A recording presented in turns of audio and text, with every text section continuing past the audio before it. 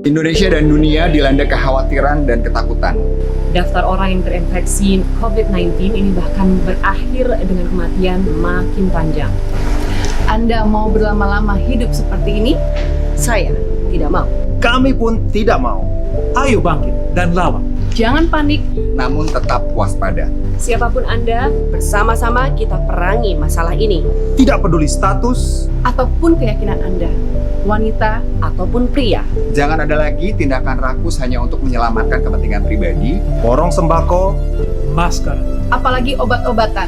Sungguh tidak terpuji. Sebaliknya, mari kerahkan seluruh kemampuan kita untuk berikan yang terbaik.